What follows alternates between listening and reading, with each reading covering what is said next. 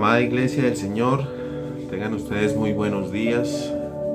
Que hoy y siempre el Espíritu Santo de Dios nos guíe, nos acompañe, nos ilumine, nos muestre la iluminación a través de su palabra, a través de esta nueva enseñanza, a través de esta nueva clase que hoy el Señor nos permite tomar, a través de esta enseñanza que una vez más Dios nos permite llevar hacia ustedes a través de las redes sociales, a través de estos medios que Dios ha dispuesto para que usted y yo seamos empoderados, para que usted y yo recibamos la palabra de Dios, para que usted y yo caminemos cada día en la presencia de Dios. Una vez más nos damos a esta cita para seguir honrando su nombre, para seguir llevando su palabra. Con la ayuda del Señor nuevamente retomamos la enseñanza. Hoy vamos a estar analizando, estudiando la lección número 4. Espero en su corazón, espero en su mente usted pueda estar atento, tomando nota, para que sea Dios y el Espíritu Santo guiándole a través de esta enseñanza. Iniciamos dando gracias a nuestro Dios, no antes sin levantar una oración al Rey de Reyes y Señor de Señores. Cierre por favor ahí donde está usted sus ojos y vamos a darle gracias al Señor. Padre, te damos gracias en esta mañana por tu amor, por tu misericordia. Gracias, amado Rey y Salvador, porque nos permites una vez más reunirnos en tu nombre, porque nos permites, Señor, este tiempo de comunión, este tiempo de intimidad, este tiempo en el que oramos en tu nombre, Señor, en el que hoy, Señor, un nuevo amanecer, un nuevo día, oramos por cada una de nuestras ciudades donde habitamos. Oramos, Señor, por cada una de nuestras iglesias donde nos congregamos. Oramos, Señor, en este momento por cada ministro, por cada siervo, por cada pastor, por cada líder, por cada hermano de cada congregación, Señor. Oramos en especial por nuestros pastores, por nuestros hermanos, por nuestra congregación, Señor. Que seas tú bendiciendo, que seas tú respondiendo, que seas tú guardando, que seas tú levantando, que seas tú, Señor, ministrando cada familia, cada hogar. Que seas tú, Señor, en esta mañana trayendo esa respuesta, ese alimento fresco, Señor. Que seas tú en esta mañana dando nuevas fuerzas a aquel que las necesita, aquel que ha caído, aquel que ha tropezado, Señor, tú le levantas. Aquel, Señor, que necesita de tu amor, de tu misericordia, de tu perdón, tú le restauras, tú le renuevas, Señor, y le levantas en el nombre de Jesús. Aquel que está viendo este video en el nombre de Jesús, que necesite una palabra de aliento, que necesite, Señor, en su corazón una respuesta tuya, Padre, háblale, ministrale, Señor, a través de tu enseñanza, a través, Señor, de tu palabra. Permite que hoy sea un día de respuesta de parte de ti. Permite que hoy sea un día, Señor, cargado de tu gloria, de tu bendición, Señor. Porque sin ti nada somos, sin ti nada podemos, Señor. Entregamos nuestras cargas a ti, entregamos nuestras aflicciones a ti, Señor Jesús. Todo problema, toda atadura, toda oscuridad que haya tocado nuestra vida, nuestro hogar, nuestra familia, nuestros hijos, Señor, la entregamos en tu nombre, amado Rey. Oramos a ti, Señor, creyendo en lo que te pedimos a tu tiempo y a tu hora. En el nombre poderoso de Jesús. Amén y amén. Gloria a Dios. Qué bendición una vez más iniciar con una siguiente clase. Hoy, con la ayuda del Señor, vamos a estar hablando del libro más poderoso. ¿Cuál es ese libro? La palabra inspirada, infalible y divina de nuestro amado Señor, la Biblia. En la clase anterior tuvimos un invitado especial, fue de mucha bendición, nos habló acerca de las pruebas, de las tentaciones, y hoy, gracias a Dios, vamos a tener la oportunidad de hablar acerca de ese libro maravilloso, de ese libro que Dios nos dejó como su herencia bendita, como ese libro poderoso que No hay ningún otro. Esa es la obra por excelencia. No hay ningún otro libro dado aquí o creado hasta hoy, aquí en la tierra, en la humanidad, en la historia de la humanidad, como ese libro tan hermoso de la palabra de Dios. Y la traducción de la Biblia, aunque usted lo crea o no, no ha parado, no se detiene. En los últimos 150 años, dice un estudio, se han hecho muchos hallazgos acerca de este libro. Entre los más importantes y más recientes que tenemos fue en el año de 1947, no más de 60 años, de 70, 80 años, perdón, en un lugar llamado Qumran, en unas cuevas en Jerusalén. Fueron allí encontrados unos rollos por unos pastores que pastoreaban y buscaban unas ovejas.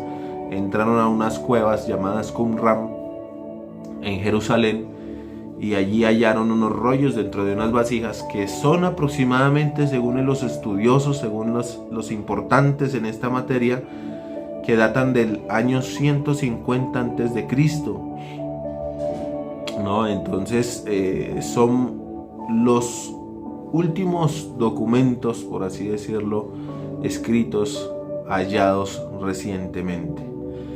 Estos rollos se les conoce como los manuscritos del Mar Muerto, o los rollos de Qumran, ¿no? Por el lugar en donde estaban. Entonces son alrededor de 972 manuscritos que al descifrarse, que al estudiarlo, revelaron la copia más antigua de la Biblia, lo más fiel, lo más cercano a los escritos de hombres inspirados por el Señor, ¿no? Posteriormente a este hallazgo, los arqueólogos fueron hallando cada vez más y más fragmentos, conocidos como unas pequeñas tiras de cuero.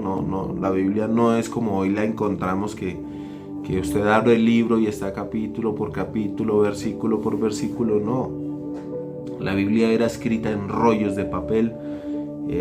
Algunos textos, algunas citas se enrollaban y se guardaban en lugares como vasijas, ¿verdad? Estos rollos eran escritos como en tiras de cuero, en tiras de papel, en tiras de papiro. Así que llevaban ahí en ese estuche atados los primeros libros que se completaron. Fueron los de Job, Deuteronomio, Isaías, Salmos. Estos fueron de los primeros, de los más antiguos. De todo ese hallazgo dice que se comprobó una autenticidad y fiabilidad, porque estudiosos, no cualquier persona estudió ese hallazgo, gente importante, personas que entendían de la materia, estudiaron, creyentes y no creyentes, estudiaron la fiabilidad de estos documentos, ¿no? Si eran reales o no, y ciertamente comprobaron que correspondían a ese periodo histórico exacto, ¿no? Cada suceso podía ser comprobado por la ciencia y la historia.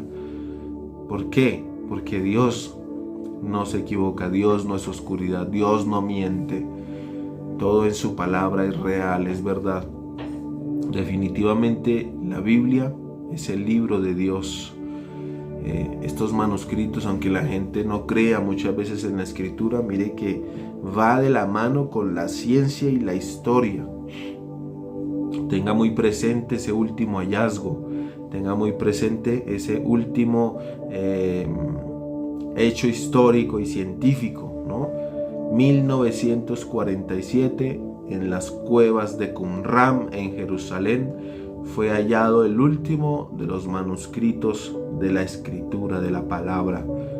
Fueron investigados por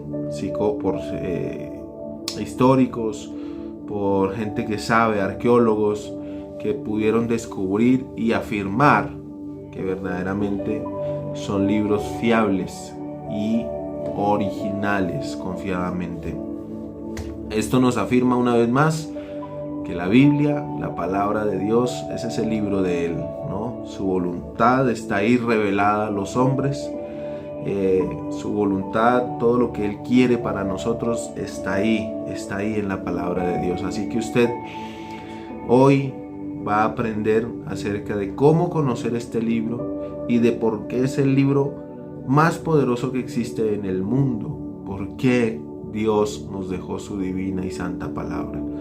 Y como dice 2 de Pedro, capítulo 1, verso 21, porque nunca la profecía fue traída por voluntad humana, sino que los santos hombres de Dios hablaron siendo inspirados por el Espíritu Santo de Dios.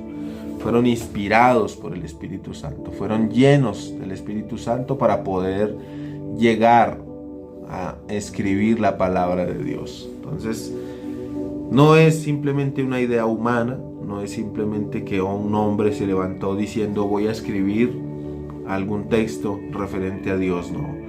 Fue el Espíritu Santo mismo, como dice 2 de Pedro capítulo 1 verso 21, quien inspiró a esos hombres para llevar la palabra. Sin duda alguna, la Biblia, en sus 66 libros que tiene, es la hermosa palabra de Dios. Gracias a esos hombres que la armaron, gracias a esos hombres que la organizaron por capítulos, por versículos, por títulos, por libros.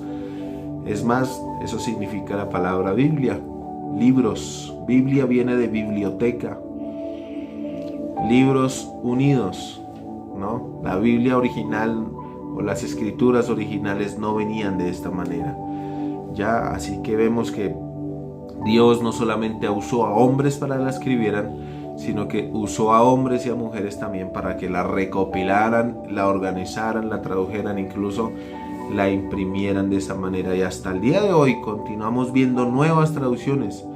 Hay estudios que afirman que faltan muchos más idiomas por traducir, pequeñas islas, pequeños nativos, pequeños lugares donde la palabra de Dios no ha llegado. Así que es todavía mucho el trabajo que tenemos por delante. La Biblia se escribió en un periodo de cerca de 1500 años. Miren, 1500 años duró la escritura del Antiguo y Nuevo Testamento. En esos 1500 años se escribió en 3 continentes diferentes. Para aquellos que están tomando nota: África, Asia y Europa. En esos 3 lugares, en esos 3 continentes, fue escrita la palabra de Dios. Solamente la Biblia original fue escrita en 3 idiomas: el hebreo, el griego y el arameo. El hebreo es todo el Antiguo Testamento. Todo el Antiguo Testamento fue escrito en hebreo y algunas partes en arameo. Y el Nuevo Testamento, la gran mayoría, fue escrito en el griego y en el arameo también algunas conversaciones, algunas partes. ¿Por qué en hebreo? ¿Por qué razón? Porque en hebreo era el pueblo judío, el pueblo de Israel, al que le fue entregada la ley, al que le fue entregada la escritura a través de Moisés y a través de otros hombres que fueron inspirados por él. Su idioma nativo era ese, el hebreo, así que ellos inician las escrituras en su idioma original, en su idioma actual en ese momento. Posteriormente, luego de la colonización griega, después de la venida de nuestro Señor Jesucristo, cuando Jesús viene aquí a la tierra, el dominio, el idioma que predominaba era el griego, ya que la mayoría de las naciones y Europa había sido colonizado por los griegos a través de Alejandro Magno. Él llevó su imperio y colonizó incluso a muchas naciones, y es por eso que el griego era el idioma internacional de la época, como decir hoy el idioma inglés, que en todas las naciones se habla inglés. En todas las naciones, si la persona no habla el idioma, habla el inglés. Es muy fácil encontrar en todo lugar, en todo país, el inglés por todo lugar. En esa época era el griego. Entonces el Señor, como no se equivoca, hace las cosas perfectas. Decidió que sus escritores escribieran en griego. ¿Para qué? Para que muchas más naciones, muchas más personas que habían sido colonizadas por el imperio griego conocieran de la palabra de Dios. Él es perfecto hasta en esos pequeños detalles. Miren, todos sus escritores fueron escogidos por Él inspirados por el Espíritu Santo, llenos de su poder, llenos de su gloria. Muchos de ellos fueron testigos reales de lo que escribían, muchos de ellos vivieron lo que plasmaron ahí en las escrituras. Otros fueron inspirados simplemente y recordados y mostrados a través de la palabra de Dios. Todo siempre interpretando con suma precisión al único y verdadero autor de las escrituras, nuestro amado Dios. Él es el autor detrás de toda esta bendición que hoy tenemos en nuestras manos. La Biblia es el único libro espiritual que existe en el mundo. No hay ningún otro libro que nos hable acerca de nuestro espíritu, de nuestra alma, de nuestra vida espiritual para acercarnos a Dios. Es la única revelación que expone un mensaje de Dios acerca del amor y de la libertad.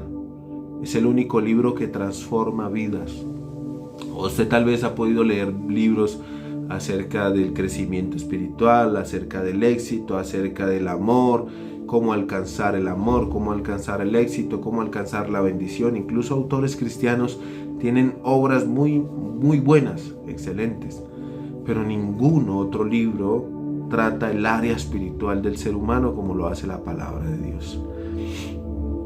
Cambiando vidas, transformando vidas. Su contenido restaura la dignidad del hombre, restaura la vida de las personas, le da el valor y los derechos que todo ser humano tiene, ¿no?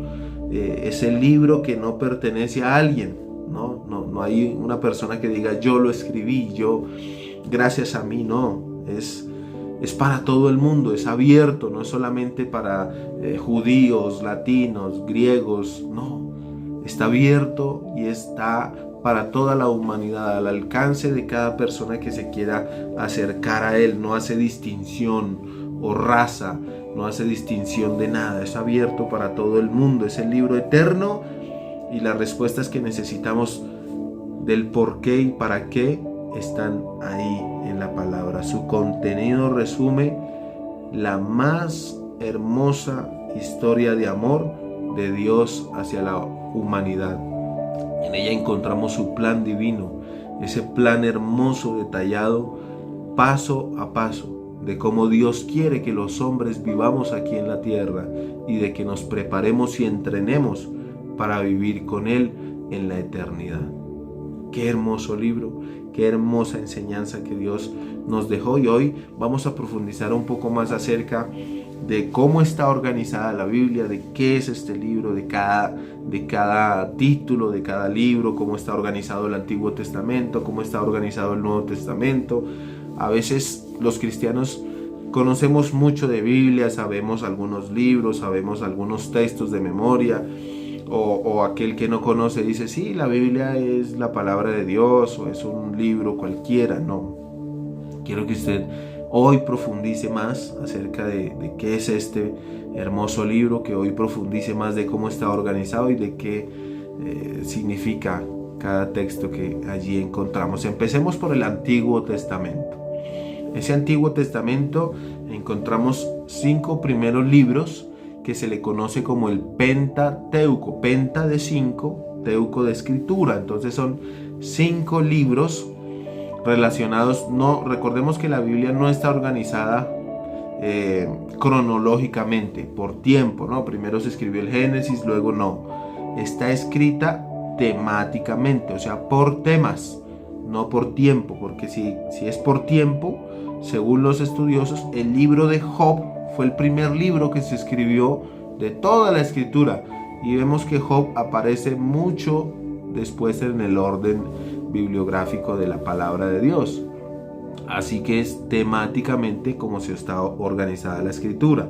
Son 5 primeros libros que se le conocen como el Pentateuco. Está el Génesis, que nos narra todos los inicios, la creación, de cómo Dios se reveló al mundo, de cómo Dios inicia ese trato con un pueblo llamado Israel, un pueblo judío, de cómo los llevó por una nación, de cómo los llevó por el desierto, de cómo fue su transgresión o su traspaso por toda esta tierra, y de cómo organizó y de cómo planeó todo su plan hermoso.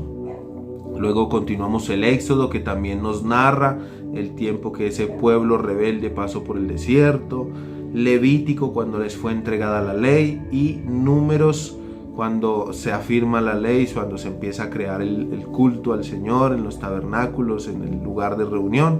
En el Deuteronomio, donde la ley ya fue más establecida y escrita en los corazones de las personas, escrita en tablas, ya había una normatividad, un reglamento donde ellos cada día más se iban afirmando en el Señor. Entonces recuerde los 5 primeros libros: Génesis, Éxodo, Levítico y Deuteronomio. Números y Deuteronomio. Ahí están los 5 primeros libros de la Biblia, que se le conocen como el Pentateuco. Posterior a este siguen 16 libros que los conocemos como libros históricos, porque narran la historia de un pueblo. Entonces ahí encontramos en el siguiente orden a Josué, Jueces, Samuel, primero y segundo, libro de Samuel. No son cartas. Recordemos que no se dice primera de Samuel o segunda de Samuel, no se dice, porque no son cartas. Se dice primer libro de Samuel y segundo libro de Samuel. Entonces, cuando usted vaya a leer, dice primero de Samuel y segundo de Samuel, primero de Crónicas, segundo de Crónicas, primero de Reyes y segundo de Reyes. Recuerde muy bien eso. Son libros, no son cartas, por eso hay que decirlo primero y segundo. Luego encontramos, después de los libros de Samuel, siguen el libro de Ruth, luego sigue el libro de Crónicas, primero y segundo, luego sigue el libro de Reyes, primero y segunda, luego sigue Esdras, que son profetas, ya vamos a profundizar un poco más de esto, Nehemías, Tobías, Judith, Esther, y ahí siguen ya esos libros históricos. Ya dentro, que hay algunos deuterocanónicos que vamos a ir avanzando y conociendo qué son esos. Están los Macabeos 1 y 2. Eso hace parte de una escritura anexada momentos o años después, ¿cierto? Ahí está el orden de la palabra de Dios. Esos 16 libros históricos que encontramos ahí, que nos narran en Josué.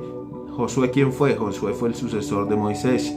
Él fue la persona que recibió ese pueblo judío cuando Moisés murió. Entonces ahí encontramos ese empalme entre Moisés y Josué. Toda la historia de Josué. Luego viene el periodo de los jueces, que se levantaron esos jueces de parte de Dios, gobernaron el pueblo en sabiduría, en amor. Luego vino el profeta Samuel, tiene dos libros en Samuel. Luego vino Ruth, que fue una mujer de Dios. Luego vino la historia de los reyes en Crónicas, y en Reyes 1 y 2, y en Crónicas 1 y 2. Toda la historia de cada rey que pasó por la vida, por la historia del pueblo de Israel, el pueblo judío, de cómo cada rey le fallaba a Dios y volvía y caía y se levantaba otro rey, Dios lo perdonaba, Dios lo restauraba, volvían y fallaban. Era como un círculo vicioso, en el que Dios levantaba a uno pero se caía otro, en el que el Señor levantaba pero volvían y pecaban, volvían y fallaban, y así mantenían en ese círculo. Luego viene la cautividad a Babilonia. Dios se cansa de tanto desobediencia de su pueblo, es cautivo, es esclavo, llevados a otro lugar, una nación llamada Babilonia, donde fueron esclavos durante 70 años. Allí la gente clamaba a Dios, allí la gente le pedía perdón al Señor, y es ahí cuando levanta a hombres grandes como Daniel, como Esdras, como Nehemías, quienes fueron que ayudaron a levantar la nación nuevamente. Entonces ahí están esos profetas, Esdras, Nehemías, que fueron los que levantaron la nación de Israel otra vez más. Esther, mujeres, hombres y mujeres llenos del poder de Dios. Luego siguen los libros sapiensales o poéticos, como se le conocen. Son 7. Ahí está el libro de Job, el libro de Salmos, el libro de Proverbios. ¿Por qué se les dice poéticos? Porque tienen esa línea literaria de la poesía, ¿no? Entonces Job, que se cree que es el primer libro de las escrituras, salmos, que es la mayoría de cánticos, alabanzas, consejos prácticos como los proverbios que encontramos escritos por Salomón, Eclesiastés, Cantar de los Cantares, son cartas ya escritas por el rey Salomón que narran, aunque usted no lo crea, Cantar de los Cantares es un libro para matrimonios, un libro para parejas. Si usted en su matrimonio, en su hogar, quiere recordar el amor entre un hombre y una mujer inspirado por Dios, lea Cantar de los Cantares. Es un libro maravilloso. Casi no se predica de él, casi no se lee, no es muy popular, pero es muy importante, es muy pleno para que cada uno de nosotros sea lleno de su palabra y de su amor. Ahí están esos libros, aparte, no dentro de la Biblia cristiana, sino de la Biblia católica, encontramos el libro de sabiduría y eclesiástico, así se llaman. Son libros apócrifos o deuterocanónicos. Más adelante, tranquilo, vamos a explicar qué es eso y por qué esos libros no están en nuestra Biblia, por qué el libro de Macabeos, el libro de Judith, el libro de sabiduría, el libro de eclesiástico, algunos evangelios como el evangelio de María Magdalena, no están dentro de nuestra escritura. Ya lo vamos a ver más adelante. Seguido a esto, mire, vamos aprendiendo 5 libros primeros, el Pentateuco, estamos hablando del Antiguo Testamento, Génesis, Éxodo, Levítico, Números, Deuteronomio, Josué, Jueces, primero y segundo de Samuel, Ruth, primero y segundo de Crónicas, primero y segundo de Reyes, Esdras, Nehemías y Esther. Hasta ahí vamos organizando ya la palabra. Luego continuamos con esos libros poéticos que son Job, Salmos, Proverbios, Eclesiastés, Cantar de los Cantares.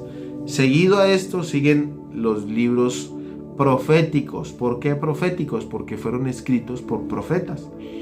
Los profetas menores y profetas mayores. No menores, ¿por qué? No porque eran más pequeños o más jóvenes, no. Profetas menores se les dice a los libros más corticos, más pequeños. Se les dice profetas menores. A los profetas mayores son los libros de mayor extensión. Así que cuando usted escuche por qué profeta menor, por qué profeta mayor, recuerde que es por la cantidad del escrito. ¿Listo? Vamos aprendiendo hoy. Ahí empieza el primer profeta Isaías, luego sigue Lamentaciones, que fue escrita por él, Jeremías, Ezequiel, Daniel, Oseas, Jonás, Miqueas, ahí son los pequeños, Joel, Amós, Abdías, Nahum, Habacuc, Sofonías, Ageo, Zacarías y Malaquías. En Malaquías termina el Antiguo Testamento. Ahí se corta la revelación de Dios hacia los hombres. ¿Sabía usted, y le doy este dato curioso, entre el Antiguo y el Nuevo Testamento existe un periodo de aproximadamente 450 años de escritura? Pasaron 450 años entre el Antiguo y el Nuevo Testamento. ¿Por qué? Porque Dios se enojó con su pueblo. Dios dijo: hasta aquí, no más, estoy cansado de cada vez estar levantando a este pueblo rebelde. Estoy cansado, ya no quiero hablar más con un pueblo necio, un pueblo desobediente, que cada vez que ve las bendiciones más rebelde se vuelve, que cada vez que yo me quiero glorificar, manifestar en ellos, reciben, lo hacen por una temporada de tiempo y vuelven a sus ídolos, vuelven al mundo, vuelven a la idolatría, vuelven al pecado, vuelven a sus concupiscencias, vuelven a su maldad. Dios dijo: no más, guardaré silencio 450 años. Mire, es un periodo oscuro donde la palabra no fue revelada. Ese tiempo, muchos hombres en la necesidad, en la búsqueda de Dios, en esa necesidad de que Dios les hablara, empezaron a escribir, hicieron escritos en su propia sabiduría, acudiendo o haciendo como si Dios les estuviera hablando. Esos libros son esos libros que no fueron inspirados por Dios, que son los que encontramos tradicionalmente en una Biblia católica, en esas Biblias gordas, en esas Biblias grandes. ahí encontramos esos libros, ¿no? Les hablaba de alguno de ellos: Tobías, Judith, los Macabeos 1 y 2, también está el libro de la sabiduría, Eclesiástico, algunos de los profetas como Baruch, ¿no? Ahí esos libros se les llaman apócrifos o deuterocanónicos. Más adelante vamos a ver esos términos y qué significan. Entonces, en ese periodo de oscuridad entre el Antiguo y el Nuevo, es que esos hombres inscriben en el afán, en la necesidad de poder escuchar la palabra de Dios, que obviamente no fue inspirada por él. Esos libros, la mayoría de ellos son historias, son fábulas que no concuerdan con ningún otro libro de la palabra de Dios. Es por eso que en el canon original de los judíos no es incluido estos libros. Ellos hicieron un estudio profundo, ¿no? 75 ancianos judíos, expertos en la materia, escribas, expertos en la escritura y en la revelación de la palabra de Dios, se reúnen y estudian libro por libro, carta por carta, y ellos deciden qué libro, inspirados y con la ayuda del Señor obviamente, qué libros pertenecen al canon doctrinal, al canon de las escrituras, y dicen: este sí, este no, por estos motivos y por esto. Estos libros niegan la deidad de Cristo, este libro niega la creación, este libro afirma otras cosas. Entonces los iban excluyendo, ¿no? Nuevo Testamento. 450 años después aparece un hombre llamado Juan el Bautista. Así abre el Nuevo Testamento, un hombre predicando acerca de la venida del Mesías, un hombre llevando las buenas nuevas a los perdidos, al pueblo de Israel. Como siempre, Dios en su amor, una nueva oportunidad para ese pueblo. Cristo fue enviado primeramente al pueblo de Israel, pero el pueblo lo desechó. Por eso Cristo tuvo que tomar gentiles para desarrollar ahí su iglesia, su ministerio. Entonces encontramos los primeros 4 libros del Nuevo Testamento, que los conocemos como los Evangelios o el Evangelio de Jesucristo, que es la vida, obra, muerte, crucifixión, resurrección y ascensión a los cielos de nuestro amado Señor Jesús. Mateo, Marcos, Lucas y Juan. Mateo, Marcos, Lucas y Juan. Ese es el orden de los evangelios. Ahí se narra toda la vida, toda la obra de Jesús, su muerte, su propósito, su resurrección, sus milagros, su ascensión a los cielos. Todo lo que él hizo aquí en la tierra lo encontramos escrito en Mateo, Marcos, Lucas y Juan. ¿Por qué estos evangelios, algunos tienen las mismas historias, otros no? Porque fueron escritos desde la perspectiva de cada hombre. Mateo escribió lo que él miró, lo que él observó, lo que él encontró. Marcos igualmente, desde la perspectiva de él. Lucas hace la diferencia aquí. Lucas es inspirado, escribe sus libros también basándose en los otros evangelios.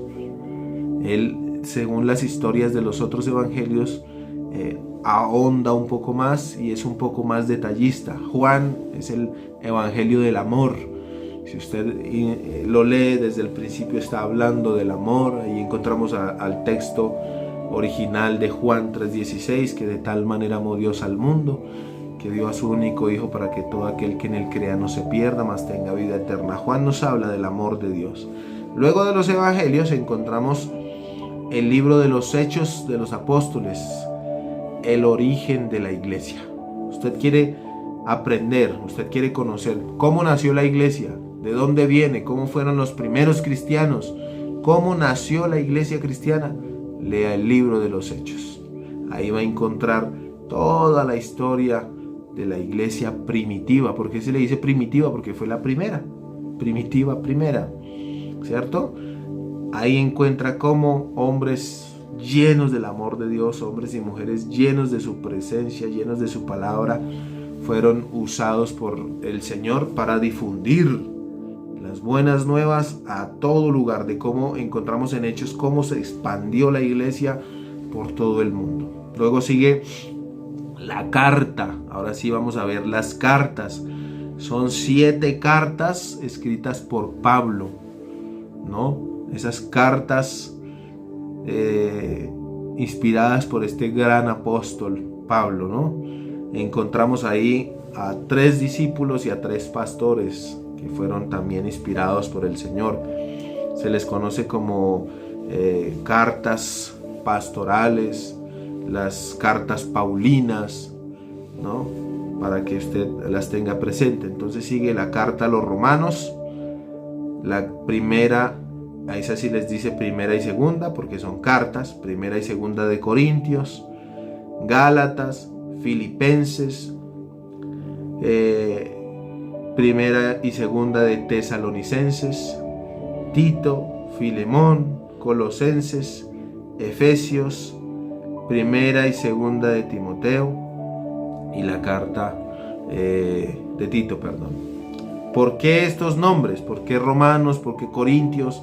¿Por qué Gálatas? ¿Por qué Efesios? ¿No? Recordemos que esas eran ciudades donde Pablo había establecido iglesias, donde el apóstol Pablo había llevado a un pastor, había levantado un liderazgo, había fundado una obra. Entonces, a través de sus cartas, les dice cómo dirigir la iglesia, cómo la iglesia debe ser gobernada, consejos prácticos para los pastores, consejos prácticos para el mismo pueblo de Dios ahí reunido. Entonces escribe a los romanos, luego escribe a los corintios. Siguieron las fallas en los corintios, escribe una segunda carta a los corintios dándoles instrucciones, dándoles el orden del culto, cómo se debe hacer el culto, la adoración, cómo debe ser la conducta de cada creyente, cómo debe ser la conducta del pastor, cómo debe ser la conducta de los hermanos, de las hermanas, cómo deben vestir. Recordemos que en esa época ellos venían con una serie de ideas en su mente, venían del paganismo, venían de la idolatría a otros dioses, venían de un mundo de muchas deidades. Los griegos adoraban muchísimos dioses, tenían miles de dioses a los cuales adoraban, imágenes por todo lugar, cultos a su cuerpo, paganismo, pecado en montones. Entonces Pablo tuvo que escribir muchas cartas quitando esos argumentos. Con solamente la visita de Pablo a estos lugares no fue suficiente. Pablo va, los gana para Cristo, los afirma y se va planta la iglesia y se va a otra nación a plantar otra iglesia. Pero ese pueblo quedaba con dudas. Ese pueblo decía, bueno, pero Pablo, y hablamos en lenguas, no hablamos, cómo debemos vestir, cómo debe ser el comportamiento, cómo es la disciplina cuando un hermano cae en pecado, ¿qué hacemos? Entonces Pablo empieza a escribir cartas. Pablo empieza a decir, para cuando un hermano cae en pecado tienen que hacer esto. Cómo se disciplina un líder, cómo se disciplina un hermano, cómo tiene que ser la adoración, el orden, el culto en la iglesia. Entonces, por eso encontramos todas estas cartas que escribe Pablo.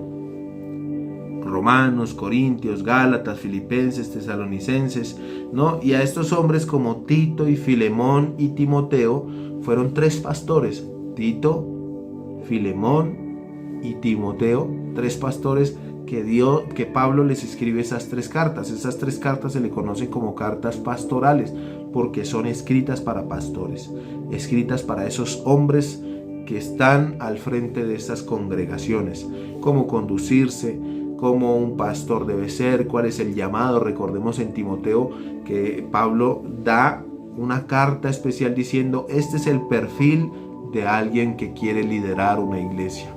Marido de una sola mujer, no dado al vino, no pendenciero, no un neófito, no un nuevo creyente. Les da una serie de requisitos para que sean pastor. Entonces son consejos prácticos para obreros, para pastores. Recuerde las 3 cartas pastorales. Seguido a esto, el Nuevo Testamento continúa con las 7 cartas universales. ¿Por qué se dice universales? Porque es para todo el mundo, tanto para la iglesia como para creyentes. Entonces está la carta a Santiago, la carta de Santiago, está la primera y segunda carta de Pedro, también encontramos la primera y segunda y tercera carta de Juan, y ahí dentro de esa misma carta está la carta a los hebreos. Entonces, recuerde, Santiago, que fue uno de los apóstoles, primera y segunda carta de Pedro, primera, segunda y tercera carta de Juan, y el libro de los Hebreos. Entonces, estas cartas universales son escritas por diferentes hombres y maestros y discípulos del Señor. Recordemos que el último libro escrito de la palabra fue el libro del Apocalipsis, revelación dada a Juan, el apóstol de amor.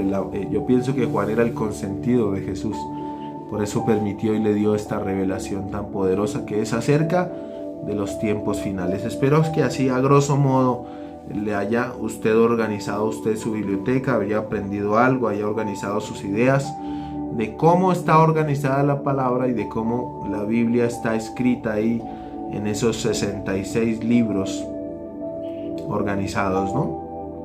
Así que, como les decía, la palabra Biblia significa biblioteca, libros unidos. Efectivamente, esta es la manera en que están organizadas las escrituras, ¿no? Y es una gran biblioteca consta de 66 libros. Antiguo y Nuevo Testamento suman 66 libros. En el Antiguo Testamento tiene 39 libros y en el Nuevo Testamento está los otros 26 libros. Así está reunida, 27 libros, así está reunida para un total de 66 libros. 39 en el Antiguo, 27 en el Nuevo, para un total de 66 libros. Fue escrito entre el año 50 y 150 después de Cristo, la historia del Nuevo Testamento. 50 años después de que Cristo vino a la tierra, los escritores, los apóstoles empezaron a escribir.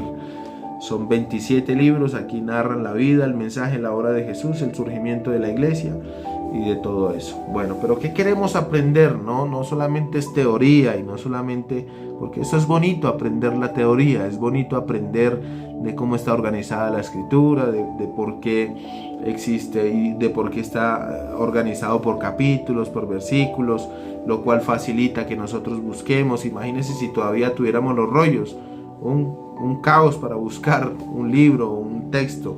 Gloria a Dios por esos hermanos, por esos hombres y mujeres fieles que pudieron organizarnos la escritura por nombre, por capítulo, por versículo, para poderlo entender de una mejor manera. Pero ya que aprendimos la teoría, ahora, ¿qué debemos hacer con la Biblia? ¿Tenerla así atrás como la tengo ahí? ¿O allá abierta, guardada? No, mi amado, la Biblia no es para tenerla ahí solamente guardada.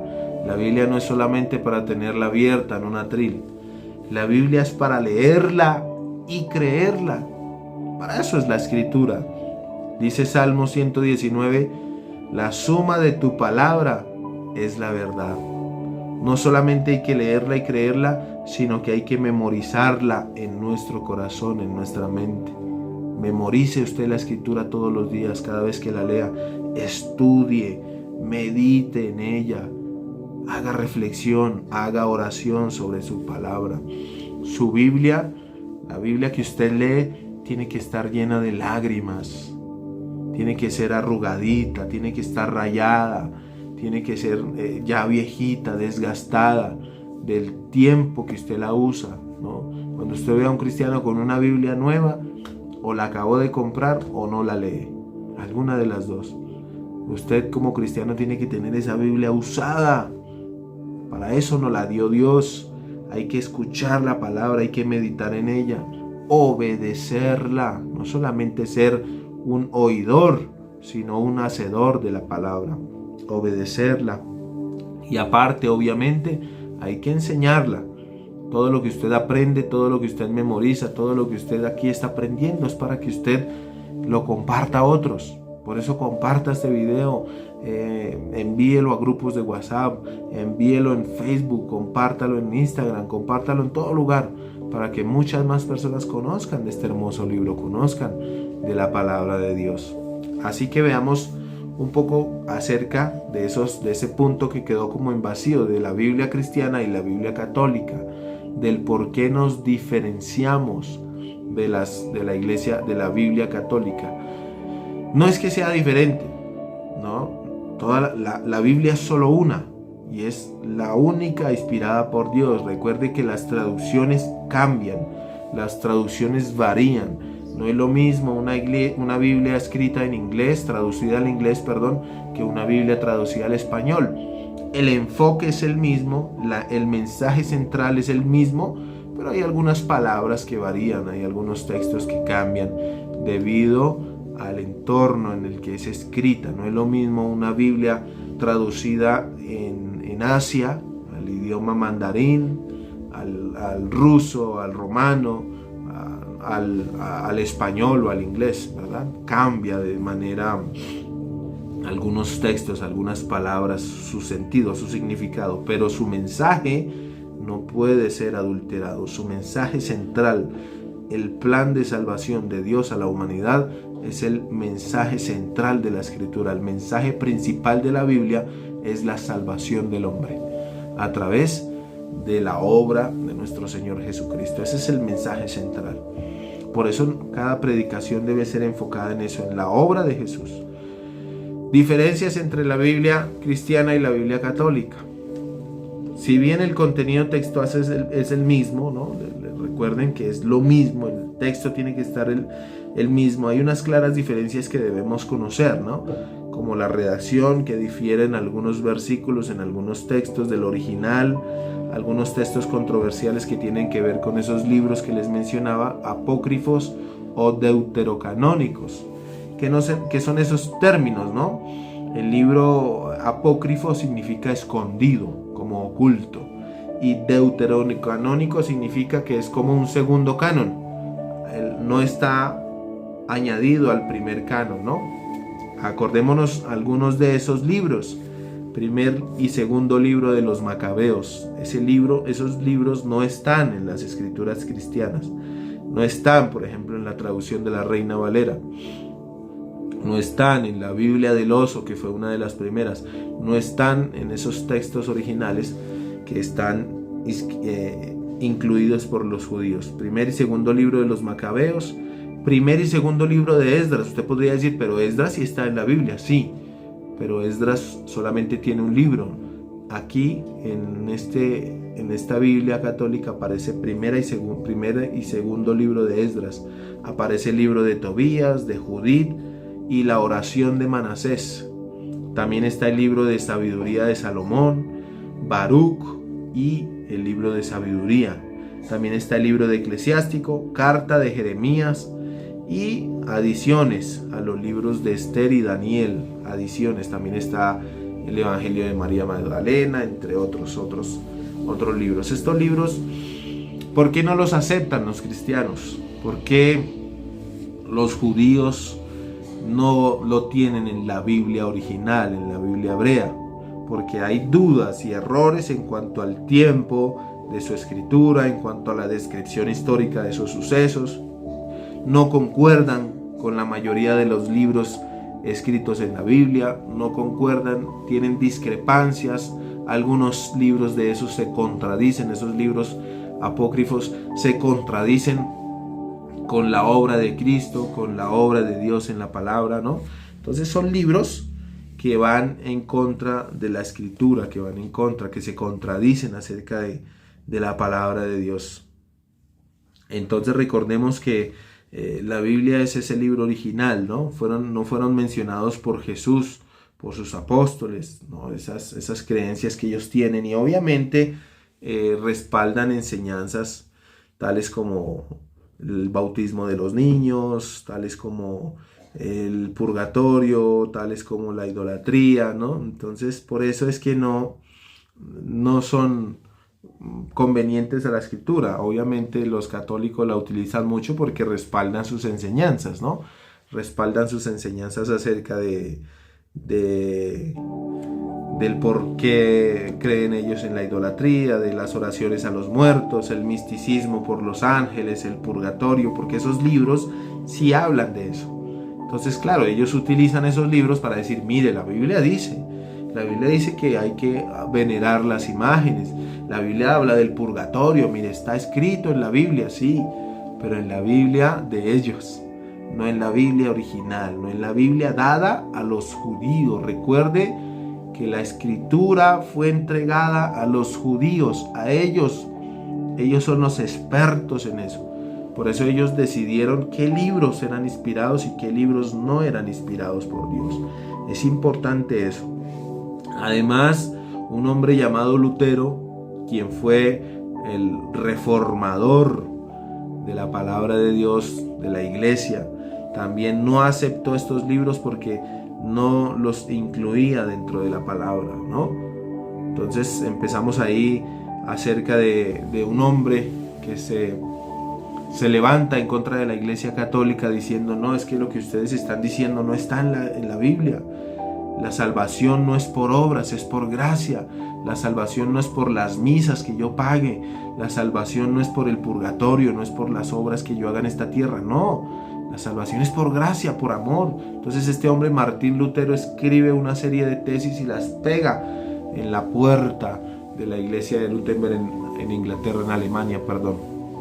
Entonces este hombre, indignado, porque dice: no puede ser que la Iglesia Católica siga engañando a muchas más personas. Entonces de ahí empieza un despertar y un avivamiento en la palabra. Así que la verdadera inspiración bíblica viene de parte de Dios, de parte de Él. Toda la escritura es inspirada por Él.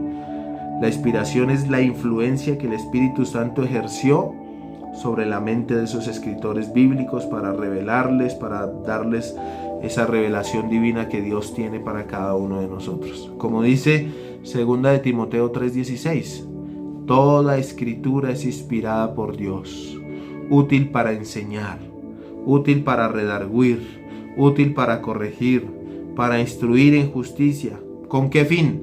De que el hombre de Dios sea perfecto, enteramente preparado para toda buena obra. Este es el fin de la escritura. La Biblia tiene la capacidad de enseñar. ¿Qué enseña? Leyes, ordenanzas, principios que regulan nuestra vida, que nos alinean a la voluntad de Dios, que también expone ideas y experiencias vividas por seres humanos reales, pero que también fueron transformados por el poder sobrenatural de Dios. La Biblia contiene toda la sabiduría de Dios. Ahí está. Por eso se le conoce como la palabra de Dios.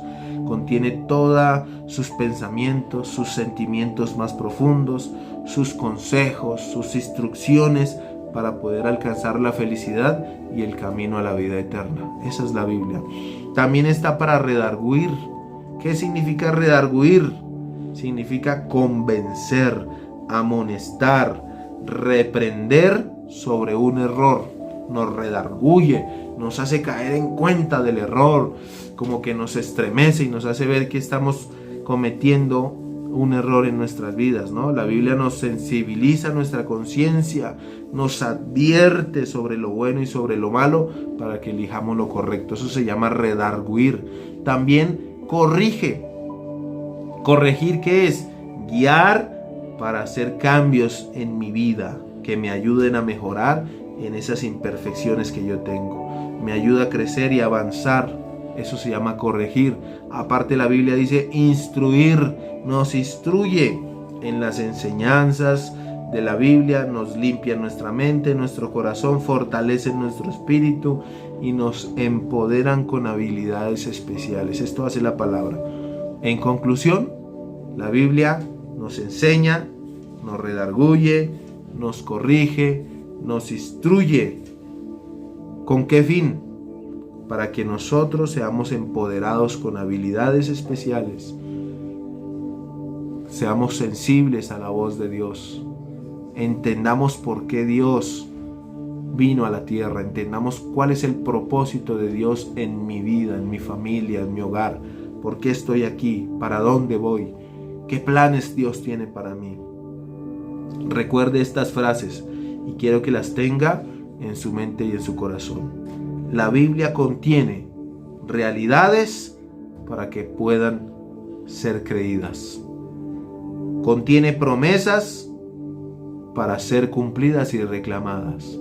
Y contiene mandamientos para ser obedecidos. Recuerde, la Biblia contiene realidades para ser creídas, promesas para ser cumplidas y mandamientos para ser obedecidos. La Biblia es la mejor arma espiritual que Dios nos pudo haber dejado. Hebreos 4:12 dice: porque la palabra de Dios es viva y eficaz y más cortante que cualquier espada de dos filos, la cual penetra hasta el alma y el espíritu, penetra las coyunturas y los tuétanos, y es más poderosa para discernir los pensamientos e intenciones del corazón. Hebreos 4:12. Así que la Biblia es la enseñanza más pura que se haya podido registrar con letras humanas. Solamente el pecado nos va a alejar de este libro. El pecado es lo único que nos aparta de esta escritura maravillosa. Este libro te acercará o te alejará del pecado. Tú lo decides. ¿Dónde estás? ¿Qué has hecho con la escritura? ¿La tienes abierta en la sala? ¿La tienes colgada en un armario? ¿O hace parte de tu vida? La escritura llena tu vida. La escritura cambia todo lo que hay en tu ser. La lees constantemente. Meditas en ella día a día. O simplemente la cargas debajo del brazo cuando vas a la iglesia. Incluso ya solamente la usas en tu celular. ¿Dónde está la escritura? ¿En tu corazón? ¿En tu mente? Es tiempo, mis amados, a que volvamos a la escritura. Es tiempo a que usted y yo demos la relevancia que merece este libro. Le demos la importancia a esos hombres y mujeres que sacrificaron aún sus vidas para escribirlas, para repartirlas, para llevarlas. Hoy en día vivimos en Colombia, gracias a Dios, los que estamos en este país. Un país donde hay aparente libertad de culto.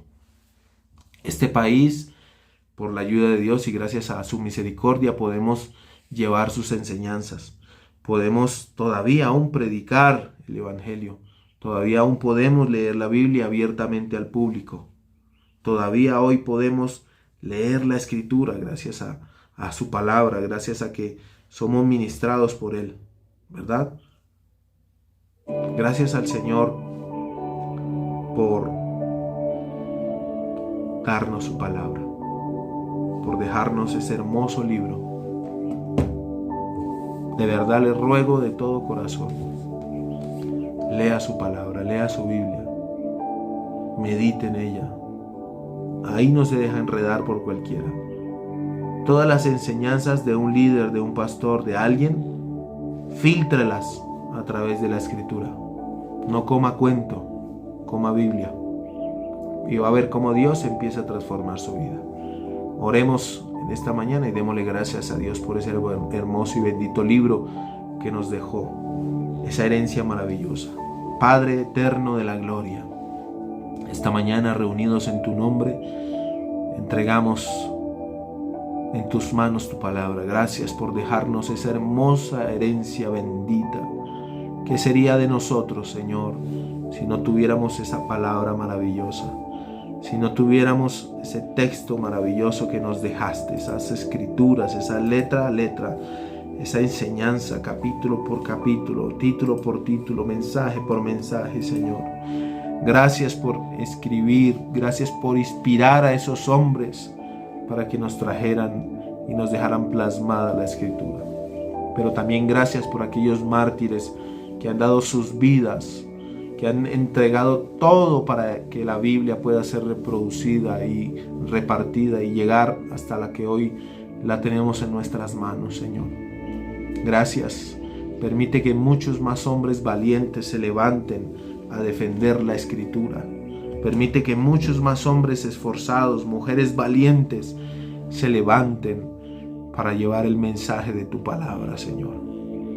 Hoy vemos un mundo pecaminoso, caído, lleno de maldición, lleno de oscuridad, lleno de tinieblas, por la ignorancia de este hermoso libro, porque ignoran tu palabra, porque ignoran tu mensaje, Señor.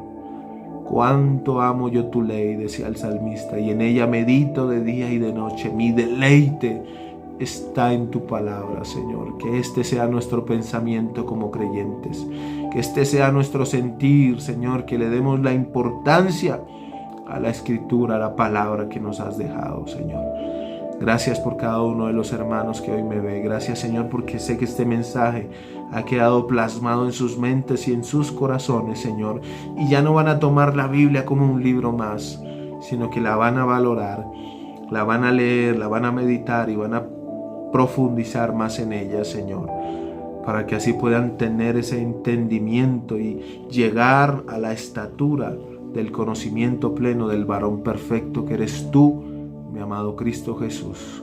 Te alabamos, bendecimos tu nombre en esta mañana, oramos a ti en el nombre de Jesús. Amén y amén. Gloria a Dios, mis amados. Espero que esta enseñanza les haya quedado en sus mentes, en sus corazones, en sus vidas.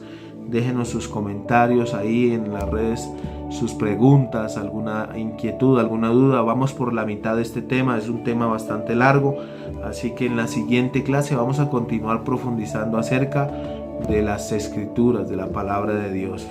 Déjenme sus preguntas, sus dudas, las respondemos más adelante en la siguiente clase. Cualquier duda que usted tenga, cualquier pregunta que usted tenga acerca de este tema de la palabra de Dios, déjenoslo saber ahí en la Escritura. Comparta este mensaje a las personas que más pueda.